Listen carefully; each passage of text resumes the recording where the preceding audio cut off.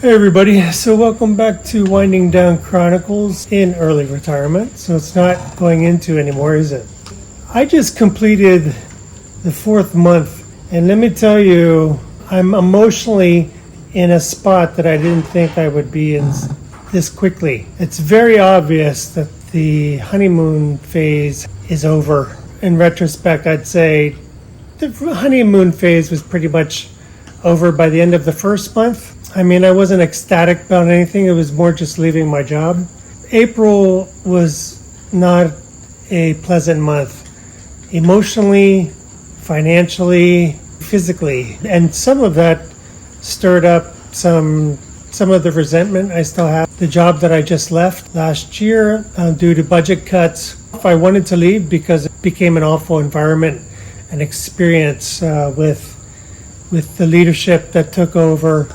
Because of the month, the way it developed, it stirred up some of that resentment and kind of some bitterness that I'm trying to work through and forgive and move on, because I don't want any of that baggage emotionally. Some of the stress of the month was also from the market downturn. So by the end of March, my portfolio was down by 14%, and it went into the month with an inflation in Laos was over 10.5%. The previous month was 9%. One of the things that we did was made a trip down to the south to visit my wife's family, Lao New Year. All the other costs were the same, food relatively the same. The cost to get down there, the fuel alone was double. So instead of $200, it cost me $450 just in fuel. The timing between a month before, it would have been half that. And then a week or two later, the fuel prices just came down about 25% in the last few days. So that would have had a big impact on my budget too. So April was not a good month. So the honeymoon phase is over. My neighbors, it's rare that it's like that. Yeah, you hear every sound here, every sound. Your neighbors are basically living with you in a sense. There's no sound barrier. So I'm still following the theme, abide, recovery, and discovery this year. And, I think about some of the things that I've gone through and some of the things that's happened. So along the theme of the abiding, so we were with my wife's family in the deep rural parts of Laos, just a stone's throw away from Vietnam and Cambodia. And it's in the middle of nowhere. Absolutely no reason to go there unless you have family. So you're just sitting in the heat. And they gave out warnings that the temperatures were going to be above 40 to 43 Celsius. They were record-setting temperatures, and I'm just sitting there most of the time. It's an open house on an intersection of the small town, and you just listen to motorbikes going past and people yelling at each other in the streets, and the floor is open. All the walls basically are lifted up, so it's open air.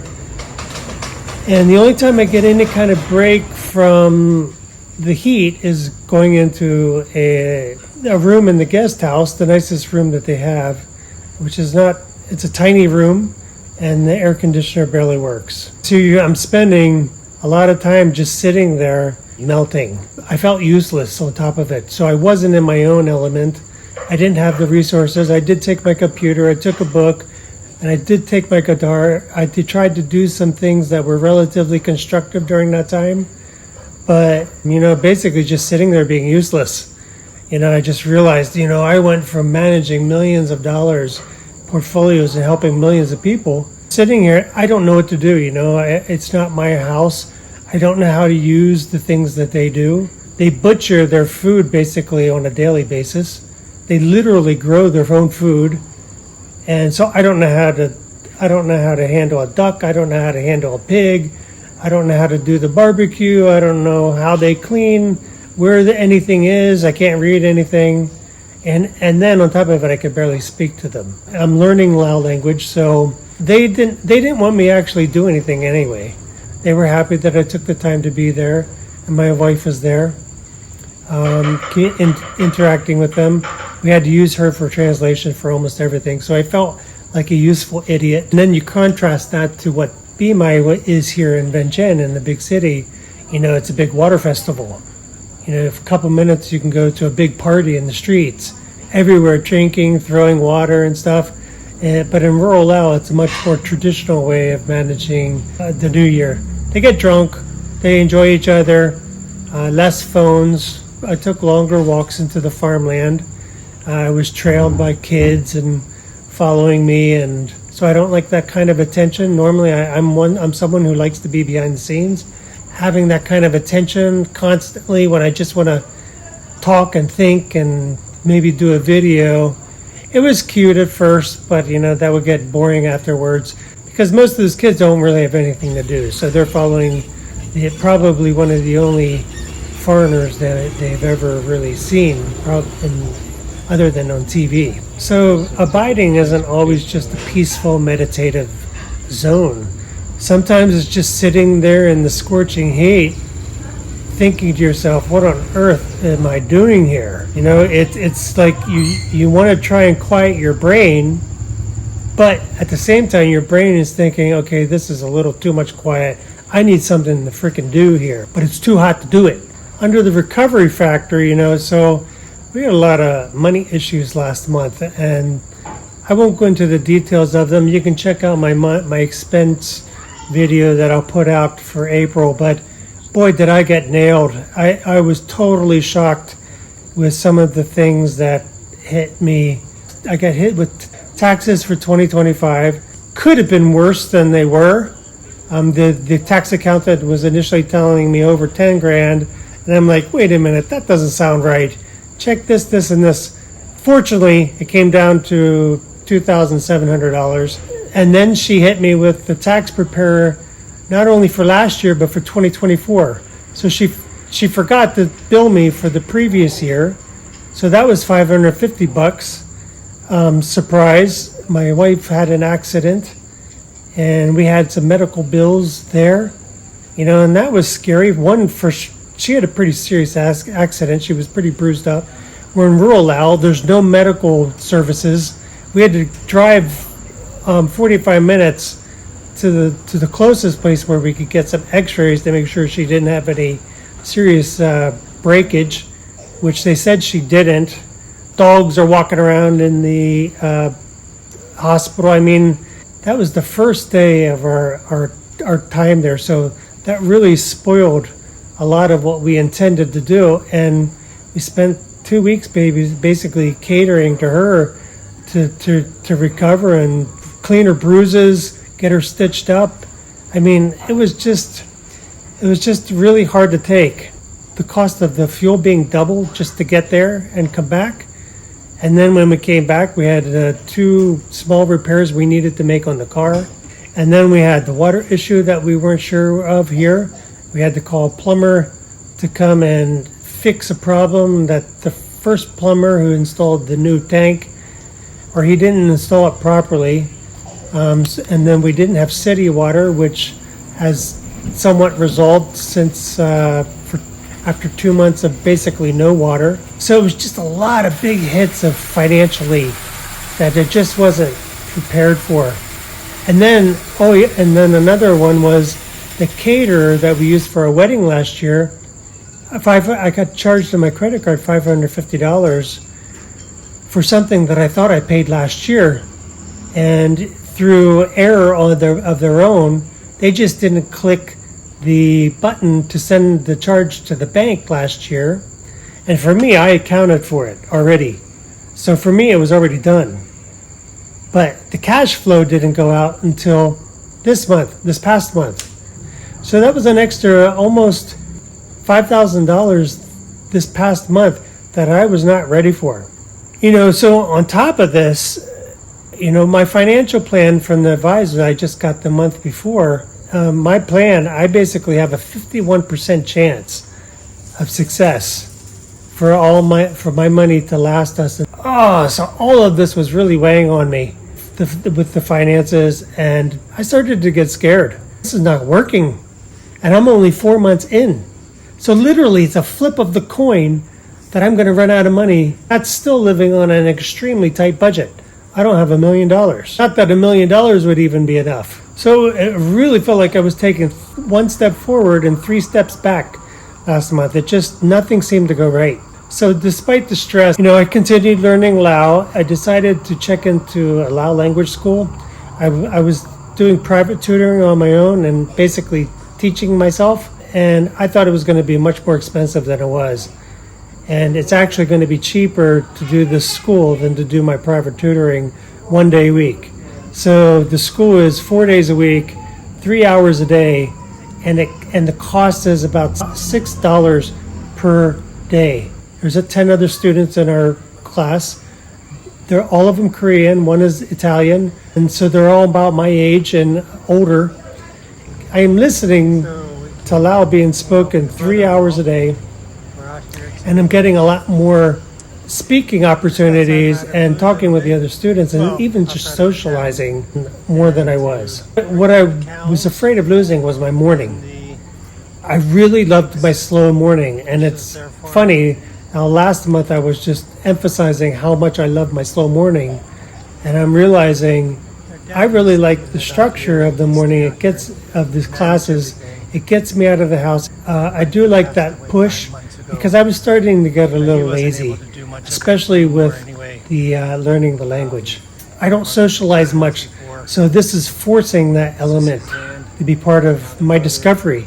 So that's kind of opened up some doors for some socializing there. We got some friends over here, some geckos. I don't know if you can see them. Last week I had to go to class, and it starts at 9, and I like to be prompt. But it was raining, it was just one of those mornings I'm like, I just want to be home on my recliner and take my time with my coffee. But I'm rushing, I'm going out into the traffic, wearing a raincoat on my motorbike to get there. I'm like, I'm back in the hustle again. But there's something I like, and I just really enjoyed sitting in the classroom, and I'm listening to Lao a lot more than I was getting before. And Lao is an absolute priority for this first year in early retirement, because I don't want to be here a year and not be speaking Lao. So I'm a student again. And I lost my mornings. I already mentioned my wife's accident, and it just reminded me, we're only one accident or one health issue away from something completely destroying my budget, and which could completely destroy any chance we have of having enough money to last us for the rest of our lives. How fragile that is. One little accident could change everything, and it just scared me for that major reason. I'm only one major health issue away from being forced to look for another job. I don't have a chaos reserve. I have an emergency reserve, but I don't have a chaos reserve. April really tried me. I started looking at jobs, and there's not much happening in Southeast Asia. There's more happening in the Middle East and in Africa, but I really don't want to go that far. And I was feeling bitter and angry about having to leave the job I just left, and the injustice of having the leadership still remaining there and keeping their job. I'm glad to have left. Can't even stand thinking about any of them. But I'm learning new technology. I'm still very engaged in learning Lao. One of the things I did put it to the side under the abide part, I haven't read in about a month or two since I started the Lao lessons. I did finish reading a book that I think was called Bold as a Lion, but I haven't read since because the Lao lessons, it's taken the time that I had to relax before, probably a half hour to an hour of homework every night. Playing the guitar is all three of those. It's abiding, recovery, and discovery, because I find something very soothing about it.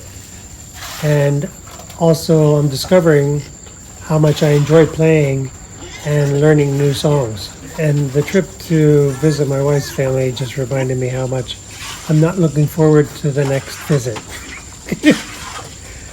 She said once a year, and I'm like, okay, I could probably try to live with that once a year. Hopefully I'll be speaking Lao a lot better by then. Oh, that was the other thing about the Lao class. So I had to take a test. They asked me if I want to start in level 1. I'm like, no, I think I'm better than level 1. 5 or 6 page test. He was considering level 3, but I said, no, I think level 2 is probably fine, even though I had no idea where they're starting. And since I've been in the class, I'm probably the strongest, if not second strongest. One of them just told me the other day, you speak too fast and too many big words that we cannot follow you.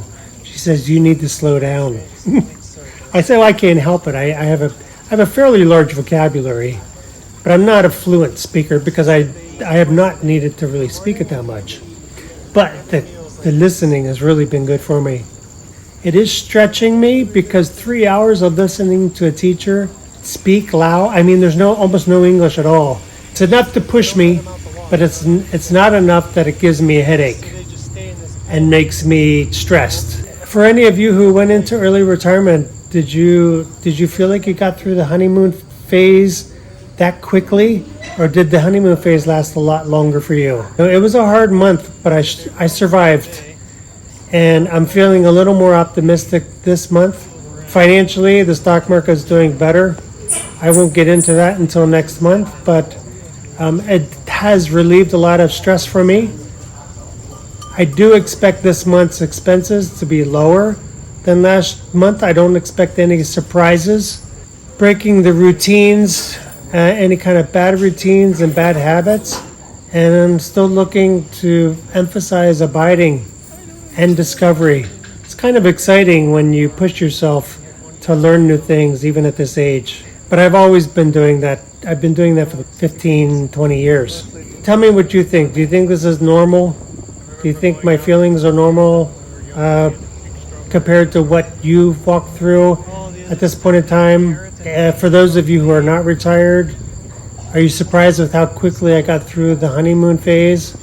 I did a video on the 4 seasons of early retirement, and I had a feeling of where I was and where I would be. So I think I'm on the brink of like season 3 and season 4. Let's hope that April, the 4th month, was one of the worst and in the books. But so far, May is looking pretty good. I'm pretty optimistic about moving forward, especially with no surprises. Take a look, check out my little friends up here, all the geckos. They go crazy. Usually there's a lot more. All right, everybody, take care, God bless, and take it slow.